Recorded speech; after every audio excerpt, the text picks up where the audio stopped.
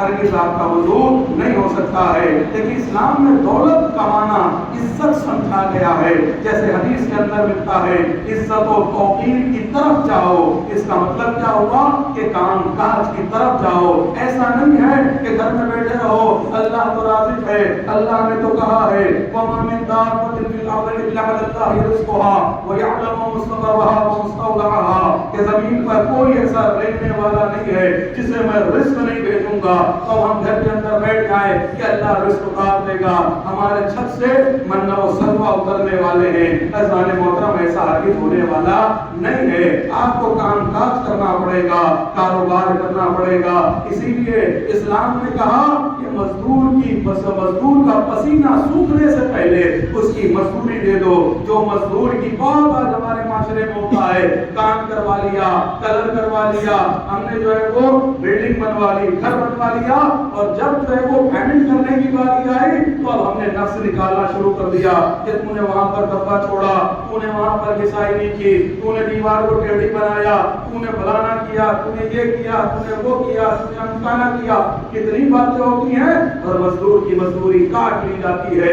اسلام میں یہ خیانت ہے اور بہت بڑا گناہ ہے کسی مزدور کی مزدوری کھا جانا، مزدور کو مزدوری نہ دینا دنیا و آخرت کو۔ اور یہ بھی نہیں ہے کہ جی صاحب اسلام کا قانون نوا قانون یہ نہیں ہے کہ آپ روحانیت کی طرف چلے جائیں۔ روحانیت سے کیا مراد ہے کہ آپ دنیا کو چھوڑ دیں کہ منے سو کروانوں وہ تو آخرت ماٹے جی کچھ ہو، مانے دنیا کی کوئی لیوا دیوا نہیں، نہ بال بچوں کا خیال ہے، کچھ نہیں ہے، وہ مسجد میں پڑے ہوئے ہیں۔ جی صاحب تھوڑا بہت کما لیا اپنے چیزیں کو تھا، ہوٹل میں کھا لیا اور پھر مسجد میں آ کے جو ہے وہ اپنا پڑے ہوئے ہیں۔ ہرگز ایسا نہیں ہے۔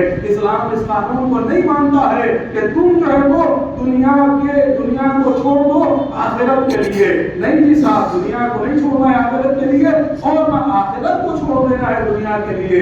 کہ ایسا نہیں ہے کہ اب ہمیں آخرت کچھ معلوم ہی نہیں ہے، ہم پیسے کے پیچھے بڑھتے چلے جا رہے ہیں، دوڑتے چلے جا رہے ہیں، نہ نماز کے، نہ روزے کے، نہ حج کے، نہ صدقات کے، نہ فطرات کے۔ تو ایسا بھی نہیں ہے کہ آپ آخرت کو چھوڑ دیں دنیا کے بدلے میں، یا دنیا کو چھوڑ دیں آخرت کے بدلے میں، نہیں، بلکہ دونوں لازم و ملزوم ہیں۔ دنیا بھی حاصل کریں، آخرت بھی حاصل کریں۔ بہار الانوار کی روایت ہے طلب الحلال فریضۃ علی کل مسلم و مسلمہ، کہ مال کا طلب کرنا یعنی کمانا، حلال رزق حاصل کرنا مرد اور عورت دونوں کے اوپر ضروری ہے۔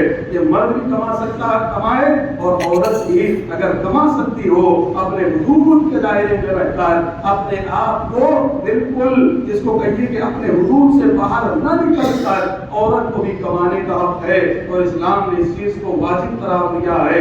اگر مثلا کوئی ایسی خاتون ہے کہ جس اس کا کوئی اب ہے ہی نہیں، وہ کیا کرے، نہ شادی ہوئی ہے، بہت سارے مشکلات میں خواتین ہوتی ہیں، تو جی صاحب جائیے بھیک مانگنے سے بہتر ہے کہ کچھ کام کاج کریں، کپڑے کی سلائی کرتی ہے، تیلیاں کوئی بھی چیز بنا رہے ہیں، دیکھیں آپ اپنے گھر میں حجاب میں تقدس کے ساتھ، یا مثلا گھر میں بیٹھ کے لیپ ٹاپ پہ، اب آپ کہیں گے آخری دور کی نشانیوں میں کی نشانی یہ ہے کہ عورت کی کمائی انسان کھائے گا۔ اس کا مطلب یہ نہیں ہے کہ یہ حدیث جو ہے وہ غلط ہو گئی، نہیں جی صاحب، اس کا مطلب یہ ہے کہ آدمی گھر میں بیٹھا رہے اور عورت کما کما کے کھلا رہی ہو۔ اس کی مذمت کی گئی ہے کہ عورت آخری زمانے کی نشانی کیا ہے کہ عورت کمائے گی، مرد بیٹھ کے کھائے گا، لیکن حدیث یہ کہہ رہی ہے کہ مرد اور عورت دونوں پر کمانا ضروری ہے، اس انداز سے کہ جس عورت کا کوئی بھی نہیں ہے، اب عزیز اس کی شادی ہو گئی ہے تو اس کا نان و نفقہ تو شوہر کے اوپر واجب ہے، شوہر اس کا پورا کرے گا، لیکن عزیزان محترم اگر اب کوئی بھی نہیں تو کیا کرے، بھیک مانگنے لگے؟ اسلام کے تحریف مانگنے کی ذلت سے بہتر یہ ہے کہ پھر وہ کمانے لگے۔ اسلام کے سامنے ہاتھ پھیلانے کو منع کیا۔ امام نے ایک شخص کو کہا احمل اللہ واسکا واستغن عن الناس، اپنے سر پر بوجھ اٹھا لو، وہ بوجھ اٹھاؤ اور لوگوں سے مستغنی ہو جاؤ، لوگوں سے بھیک نہ مانگو۔ بناوٹی اور کھوکھلے کام کاج کو بس ختم ہو گیا کہ بناوٹی اور کھوکھلے کام کاج کو اسلام نے منع کیا ہے۔ کھوکھلے کام کیا ہے؟ دلالی کرنا۔ کھوکھلے کیا کام ہے؟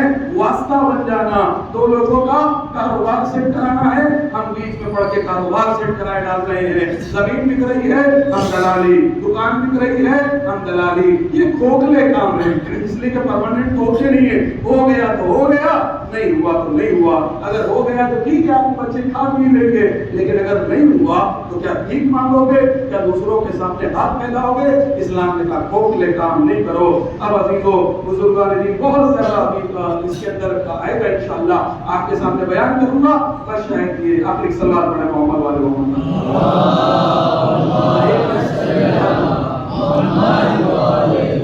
اسلام کے نگاہ میں جو سب سے بڑا کام تھا ہے جس کو صلوات پڑھیں محمد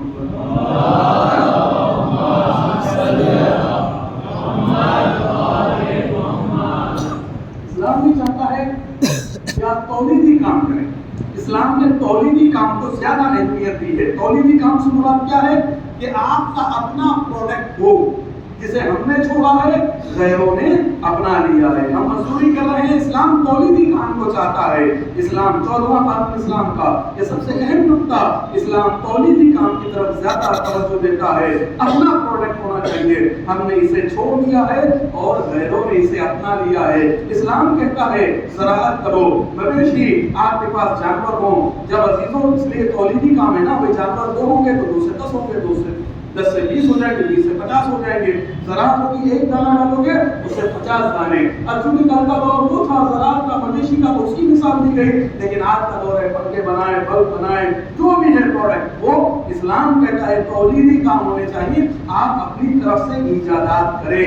لیکن دیکھیں دوسری قومیں کیوں کامیاب ہو رہی ہیں؟ کیونکہ ان کے اپنے پروڈکٹ ہوتے ہیں، ہم جو ہے وہ سب لوگوں کو اتنا نفع دیتے ہیں۔ وہ نہیں میں بتاؤں کتنے نفع ایک نے بنایا اور کتنے لوگ نفع کرتے رہتے ہیں اور ہمارے ہاتھ میں وہ چیز پہنچتی ہے، کتنے لوگ نفع حاصل کرتے ہیں پھر ایک چیز ہمارے ہاتھ میں پہنچتی ہے۔ آپ سمجھ سکتے ہیں دنیا میں رہتے ہیں، بعض حدیثوں کے اندر آیا ہے انکم لمسلون فی البقاء والبہائم، کہ زمینوں اور مویشیوں کے سلسلے میں تم سے جواب طلب کیا جائے گا۔